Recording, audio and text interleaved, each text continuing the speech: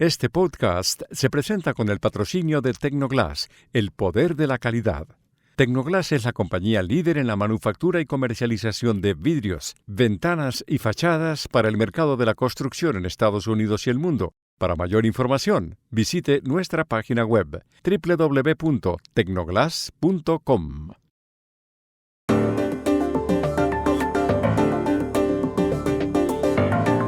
En Colombia hay polémica nacional. Un exministro cercano a Gustavo Petro dice que el presidente puede convocar mañana mismo una constituyente.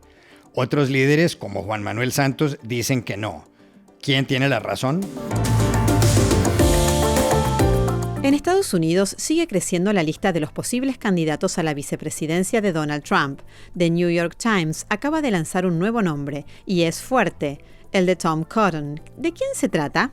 En Guatemala aumentan los problemas para el presidente Bernardo Arévalo, que nos lleva 5 meses en el poder y cuyo triunfo entusiasmó a muchos. Ahora se dice que su luna de miel se acabó. ¿Cómo es la historia? Hola, bienvenidos a Y esto no es todo, el podcast del Georgetown Americas Institute de la Universidad de Georgetown en Washington, D.C. Soy Juan Carlos Iragorri, desde Madrid. Soy Paz Rodríguez Niel desde Buenos Aires. Soy Jorge Espinosa y estoy en Bogotá. Es martes 28 de mayo y esto es todo lo que usted debería saber hoy.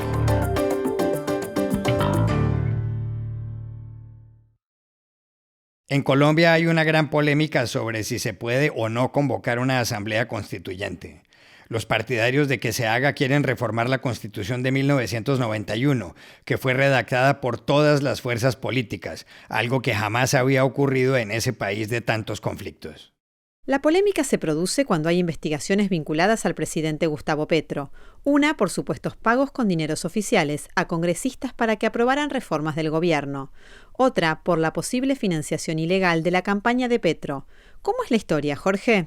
Para empezar, vale la pena insistir en que la Constitución del 91 fue acordada por los diferentes movimientos políticos de entonces, incluido el recién desmovilizado grupo guerrillero M-19, al que perteneció Petro. Pero Paz, la historia actual tiene que ver, por una parte, con que hace varias semanas el presidente sugirió una asamblea constituyente, algo que causó mucha inquietud. Por otra parte, y aquí está la clave del asunto, el miércoles pasado el ex canciller de Petro y hombre próximo al presidente Álvaro Leiva, de 81 años, publicó un video donde leyó a partes del histórico acuerdo de paz que se firmó en 2016 con las FARC. Con el ánimo de consolidar aún más las bases sobre las que se edificará la paz y la reconciliación nacional, una vez realizado el procedimiento de refrendación, convocará a todos los partidos, movimientos políticos y sociales y a todas las fuerzas vivas del país a concertar un gran acuerdo político nacional encaminado a definir las reformas y ajustes institucionales necesarias para atender los retos que la paz demande, poniendo en marcha un nuevo marco de convivencia política y social. Ahora, ¿por qué es importante esto? Porque lo que plantea Leiva es que si bien el acuerdo de paz firmado por el entonces presidente Juan Manuel Santos recibió finalmente luz verde del Congreso y está en poder de las Naciones Unidas, el Estado no convocó luego a los partidos para ese acuerdo político nacional. Y eso, según Leiva, le daría a Petro el poder para citar una asamblea constituyente mañana mismo. Pero claro, las reacciones a esta tesis no se hicieron esperar. El domingo, el propio Santos le salió al paso. Usar el acuerdo de paz con las FARC para convocar a una constituyente es un absurdo. Esa fue precisamente una de las líneas rojas que mantuvimos en la negociación. La teoría de que el acuerdo es un acuerdo especial que pueden modificar las partes contratantes tampoco tiene asidero jurídico, porque los acuerdos especiales presuponen que el conflicto entre las partes continúa. Y ese no fue el caso entre el Estado y las FARC. Una asamblea constituyente solo se puede convocar usando los procedimientos que establece la Constitución. Cualquier intento de hacerlo por otra vía, se enfrentaría con el poder legislativo, con el poder judicial, con las Fuerzas Armadas y con la gran mayoría de los colombianos.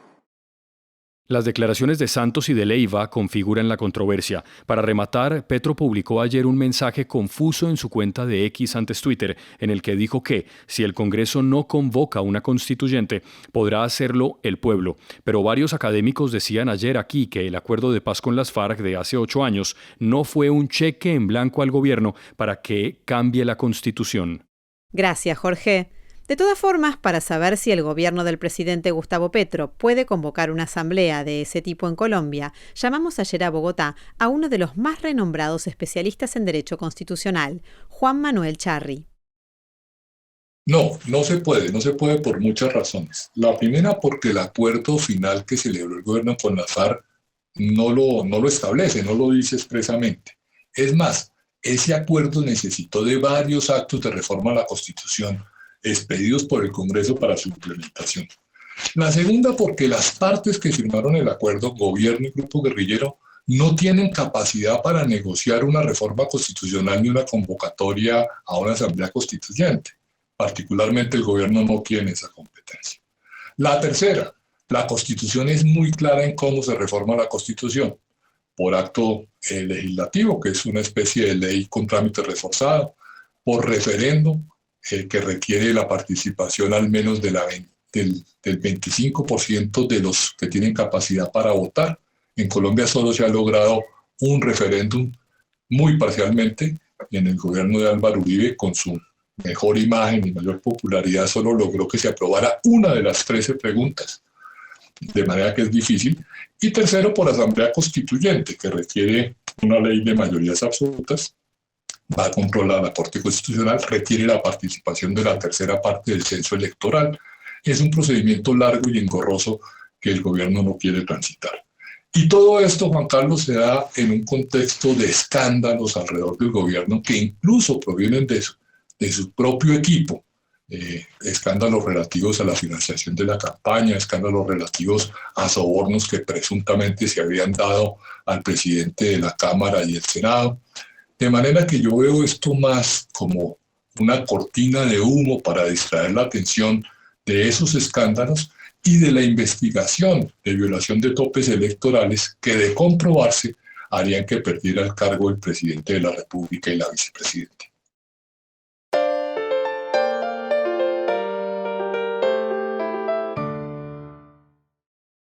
Cuando faltan solo 160 días, prácticamente 5 meses para las elecciones presidenciales del 5 de noviembre en Estados Unidos, siguen las especulaciones sobre quién será el compañero de fórmula del expresidente republicano Donald Trump.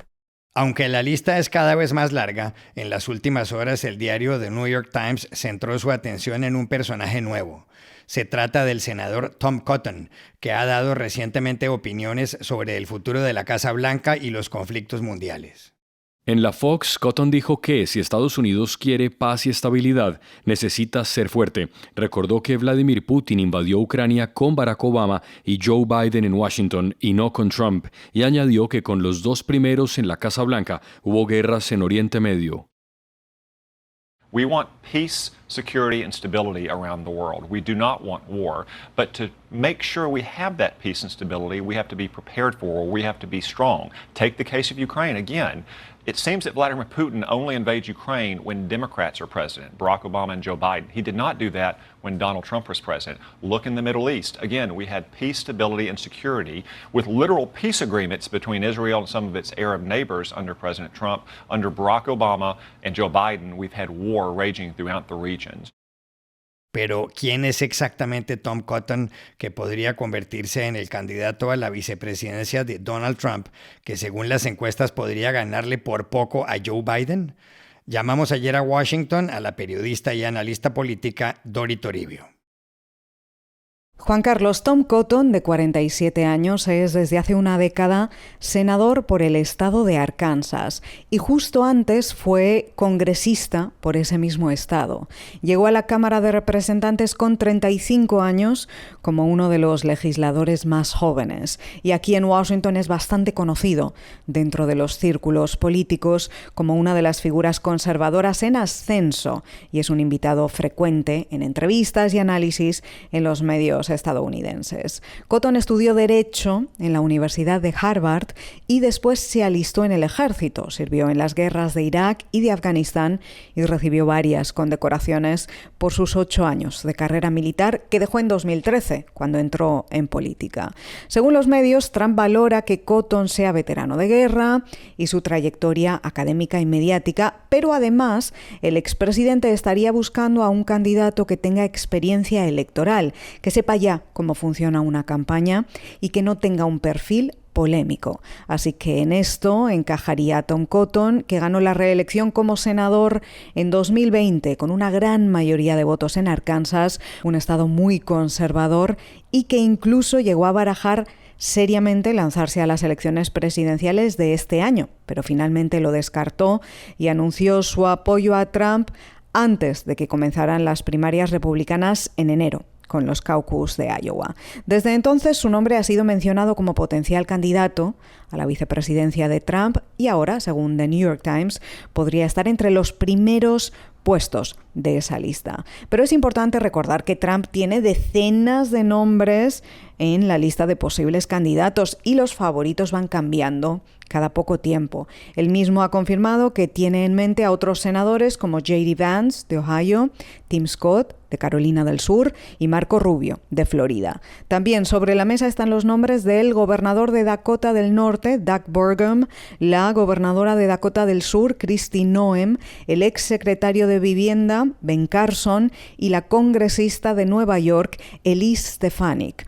Además, las quinielas de los expertos incluyen a algunos de los rivales de Trump en las recientes primarias republicanas, como el gobernador de Florida, Ron DeSantis, o el empresario Vivek Ramaswamy. Y algunos mencionan entre sus apuestas incluso a la ex embajadora ante las Naciones Unidas, Nikki Haley, de quien hablábamos en este podcast hace solo unos días. En cualquier caso, Trump dice que aún tiene mucho tiempo para pensárselo porque quiere anunciar su decisión en torno a las fechas de la Convención Republicana, donde se sellará oficialmente su candidatura presidencial durante la tercera semana de julio.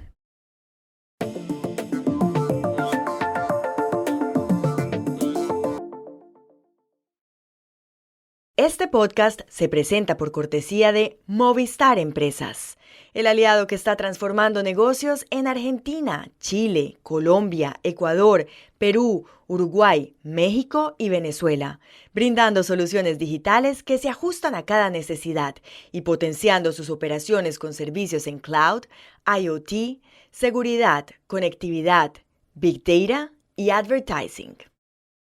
Y este podcast también se presenta gracias al apoyo de Progreso, una compañía centroamericana líder en cemento, materiales y soluciones para la construcción, con unidades de negocio en los sectores de la construcción, el agro, la energía y el desarrollo inmobiliario, y con presencia en 7 países de América Latina. Si quieres saber por qué hay progreso en todo lo que hacemos, visita nuestra página web www.progreso.com. En Guatemala se le empiezan a amontonar los problemas al presidente Bernardo Arévalo, tanto que varios medios de comunicación señalan ya que su luna de miel se acabó. Si es así, no fue muy larga. Arévalo lleva apenas 4 meses y medio en el poder. Uno de sus momentos más difíciles lo tuvo hace pocos días, el 17 de mayo. Ese viernes, Arévalo debió tomar una decisión complicada, destituir a Jazmín de la Vega, que ocupaba el Ministerio de Comunicaciones, Infraestructura y Vivienda. Él mismo la explicó. La ministra realizó pagos que estaban fuera de lo acordado por un mecanismo destinado precisamente a garantizar que no haya ningún tipo de problema en los pagos que se realizan y al haber realizado esos pagos fuera del mecanismo establecido entre las instituciones, se ha tomado la decisión de removerla del cargo. Arévalo, de 65 años, ganó las elecciones y reemplazó a Alejandro Giammattei contra todo pronóstico. Su victoria constituyó para muchos el comienzo de una nueva era y el final de un régimen complaciente con la ilegalidad, conocido como el Pacto de Corruptos. Pero los líos para Bernardo Arévalo no se iniciaron con la salida de la ministra Jazmín de la Vega, sino varias semanas antes. ¿Cómo ha ocurrido todo? Contactamos ayer en Ciudad de Guatemala a la periodista Sofía Menchú, colaboradora de la agencia Reuters y del diario El País.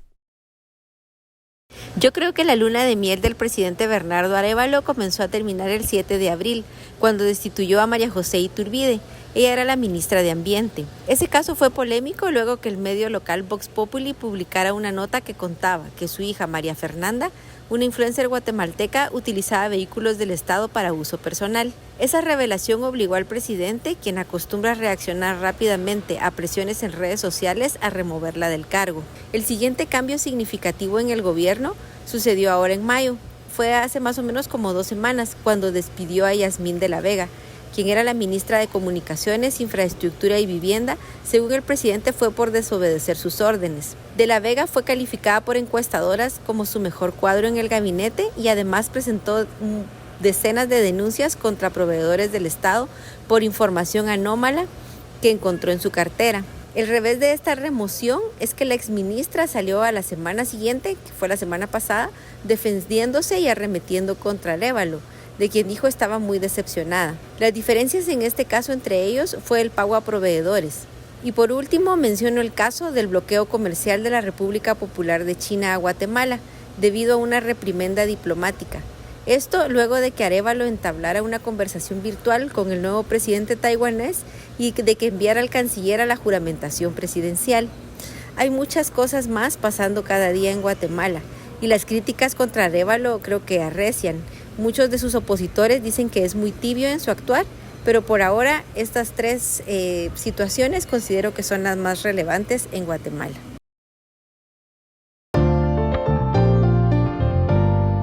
Y estas son otras cosas que usted también debería saber hoy.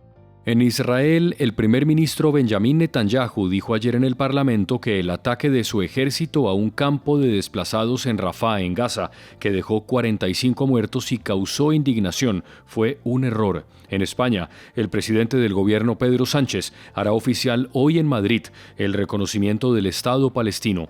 Por otro lado, ayer Sánchez recibió en el Palacio de la Moncloa al presidente de Ucrania, Volodymyr Zelensky, y le prometió 1.000 millones de euros en armas.